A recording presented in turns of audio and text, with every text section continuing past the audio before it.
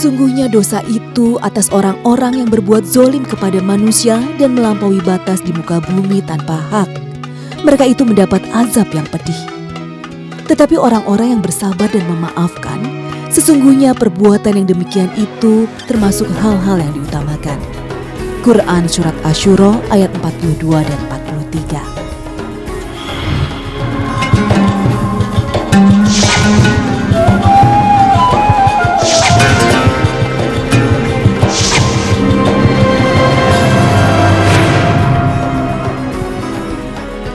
Assalamualaikum warahmatullahi wabarakatuh. Selamat pagi pemirsa Tawakal yang semoga selalu dalam lindungan Allah Subhanahu wa taala. Saya Farid Hasan kembali menjumpai Anda. Dan pemirsa, di studio sudah hadir bersama kami Bapak Ustadz Muhammad Ziyad. Assalamualaikum Pak Ustadz. Waalaikumsalam warahmatullahi wabarakatuh. Gimana, apa kabar Pak Ustadz? Alhamdulillah baik Mas Farid. Syukur alhamdulillah baik. Dan pemirsa, selain Bapak Ustadz Muhammad Ziyad juga sudah hadir bersama kami seorang narasumber. Kami memanggilnya Ibu Sari. Assalamualaikum Ibu Sari. Waalaikumsalam Mas Farid. Ibu Sari gimana, sehat? Alhamdulillah saya sehat Mas Farid. Alhamdulillah ya. Tapi jangan panggil saya ibu Mas. Kenapa? Panggil aja saya Mbak, karena saya nggak akan pernah bisa menjadi seorang ibu. Loh, tunggu sebentar. Sampai kapanpun saya nggak akan pernah bisa jadi seorang ibu. Kenapa, boleh diceritain kenapa? Kok bisa ngambil kesimpulan seperti itu? Ya karena saya nggak bisa memiliki anak. Iya. Saya nggak akan pernah bisa hamil karena saya udah karena laki-laki yang jahat dan biadab yang merusak hidup saya, merusak masa depan saya. Maksudnya nggak bisa hamil itu bagaimana? Dia suami saya sendiri. Nah, nggak bisa hamil tuh gimana? Itu ada masalah sama rahimnya, sama bukan kandungannya? masalah sama rahimnya. Tapi memang karena waktu itu sakit, akhirnya suami saya memutuskan untuk mengangkat rahim saya. Ya Allah, ya udah. Gini, Mbak Sari boleh diceritakan nggak gimana awalnya sampai akhirnya suami Mbak Sari memutuskan untuk mengangkat rahim Mbak Sari? Iya, awalnya itu karena saya meminta cerai terus, meminta cerai karena saya udah diselingkuhin, dihianatin sama suami saya nggak terima itu semua dilakukan ke saya gitu. Nah, karena saya memang udah nggak mau jadi punya suami yang pengkhianat seperti itu, saya meminta sama suami saya untuk ceraikan saya. Jangan sampai saya dipertahankan tapi saya disakitin itu. Saya juga butuh bahagia dan saya juga nggak mau dihianatin seperti itu. Oke. Nah, dari sebelum menikah dia punya kelakuan yang kurang lebih ada indikasi menuju ke sana nggak sih? Tidak. Nggak ada. Kami awalnya bahagia. Kami pacaran selama 6 bulan pacaran. Bahagia banget, bahkan sampai saya juga nggak nyangka gitu kalau begitu akhirnya seperti itu. Kami akhirnya menikah, bahkan sampai tinggal di rumah mertua. Mertua saya baik, baik sekali. Tapi saya begitu sudah di rumah mertua udah beberapa lama kemudian saya mendapatkan gelagat-gelagat dari suami saya itu ada sedikit keanehan gitu. Seperti apa aneh? Anehnya kayak ada yang aneh gitu, apa telepon apa gimana, kan ada mendapatkan kayak gelagat perselingkuhan gitu. Nah, selain merasa nih, istri kan biasanya punya rasa ya. Selain merasa itu, ada bukti lain nggak yang menguatkan kalau dia itu memang benar-benar selingkuh? Awal pertama itu saya tahu dari HP. Dari handphone? Saya tahu dari HP karena ada orang telepon sama saya, nomor suami saya. Waktu itu HP suami saya itu tertinggal. Pas lagi kerja, ketinggalan itu lagi dicas. Ada beberapa orang, beberapa kali, 10 kali lebih gitu ya, telepon. Saya pikir orang biasa lah, temennya atau mungkin anak buahnya gitu. Makanya saya nggak berani ngangkat. Saya nggak berani ngangkat karena saya nggak pernah mengganggu privasi suami saya. Maka dari itu saya kok penasaran gitu, ini orang ada keperluan apa, kok bisa saya lihat sampai 10 kali gitu. Saya biarin aja. Tapi begitu saya lihat HP ini ada bunyi SMS masuk, ternyata di situ ada panggil ayah.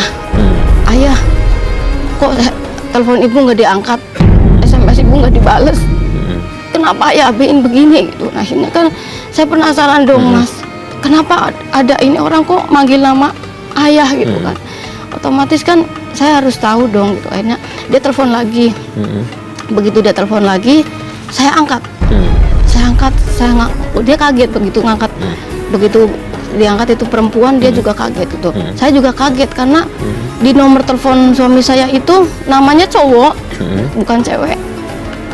Nah, dia kaget, kenapa ini cewek yang ngangkat lah, ini siapa gitu. Lah, ini siapa itu? Saya pacarnya Mas Surya, itu sore suami saya. Nah, kok pacarnya gitu? Saya bilang, lah ini siapa yang angkat? Oh, saya adiknya. Akhirnya saya kan saya biar lebih tahu lagi siapa dia gitu.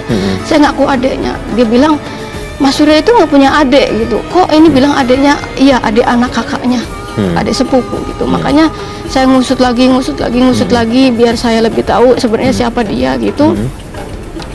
Saya tanyain lagi terus dia ngaku perempuan ini memang aku masih tahu gitu. Makanya saya bilang saya pengen tahu dong Mbak gitu, kalau misalnya om saya punya pacar, saya biar lebih kenal lagi sama Mbak gitu. Masalahnya saya kan sepupunya, nggak mungkin dong kalau saya nggak pengen tahu pacarnya om saya gitu. Akhirnya saya jebak begitu, dia buka, ada kok foto saya di HP-nya Mas Surya juga ada gitu. Dilihat-lihat aja fotonya gitu.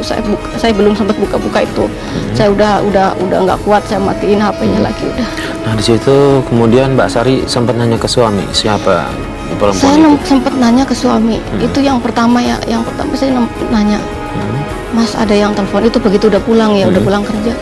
Ada yang telepon begini ngaku kok ngomongnya kayak gini. Ah kamu mah makanya jangan terlalu kepo gitu, maksudnya jangan terlalu buka-buka HP. Akhirnya begini kan, jadi salah paham kan gitu.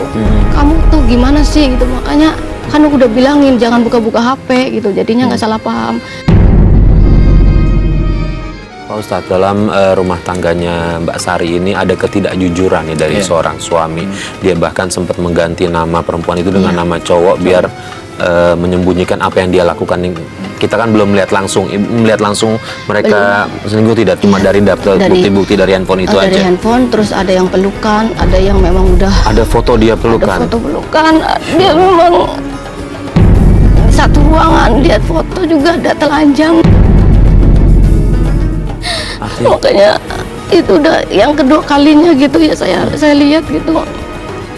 Tapi begitu HP suami saya buka yang kedua kalinya ketahuan, dia marah banget.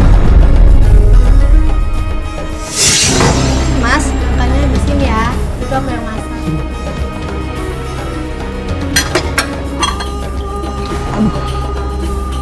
Mulus ya?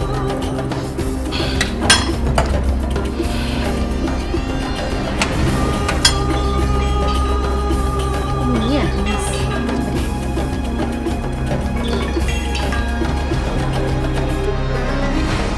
Sayang, ayah, kamu jangan-jangan ini selingkuhan Mas.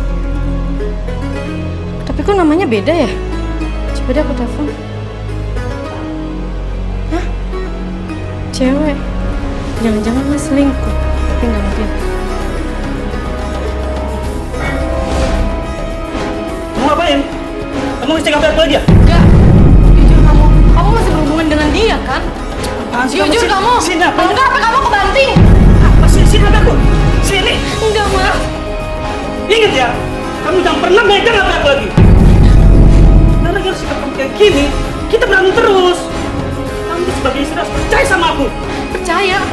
Bagaimana mungkin aku bisa percaya sama suami yang suka selingkuh macam kamu, Mas? Ah, terserah. Oh, tega, Mas. Ini masih tinggal di rumah mertua. Saya masih tinggal di rumah mertua. Mertua itu. tahu. Mertua tahu kisahnya kayak gitu, tapi mertua malah justru di posisi saya, dia nggak tega gitu. Nggak tega. Nggak tega. Oke, Pak Ustadz, ini perhara ini terjadi karena memang ada ketidakjujuran, Pak Ustadz. Iya. Saya mendengar cerita Mbak Sari ini hampir nggak kuat juga. Iya. Nggak kuat dalam mana bisa merasakan bagaimana pilu dan penderitaan seorang wanita ya. Jadi ketika pasangan suami istri ketika sudah menikah itu kan satu tuh, melebur menjadi satu. Karena itulah mengapa Al-Quran, rahasianya mengapa Al-Quran menyebutkan laki-laki itu disebut dengan hunna libasul lakum wa antum libasul lahunna. Perempuan, wanita-wanitamu itu, istrimu itu adalah bagaikan pakaian untukmu dan kamu juga pakaian bagi dia. Kenapa Allah memberikan ilustrasi suami istri itu bagaikan pakaian? Pakaian itu artinya Mas Farid, itu adalah alat untuk menutup. Apa artinya? Rahasia suami ditutup oleh istri, rahasia istri ditutup oleh suami, masing-masing saling menutup kekurangan dan masing-masing menyebur. Artinya apa? Membangun trust, tidak boleh ada yang disebut dengan khianah zaujiyah. Pengkhianatan pasangan suami istri tidak boleh. Istri menjaga kepercayaan suami, suami menjaga kepercayaan istrinya. Jadi kalau tadi diawali memang ponsel ini sering menjadi pemicu. Yang pertama memang suami istri harus husnudon. Bisa saja mungkin ada suami atau istri misalkan menyebut nama aturan, misalkan satunya misalkan apa, kemudian namanya disingkat menjadi kayak nama laki-laki. Bisa saja mungkin tujuan pertamanya takut nanti istrinya menimbulkan cemburu yang berlebihan atau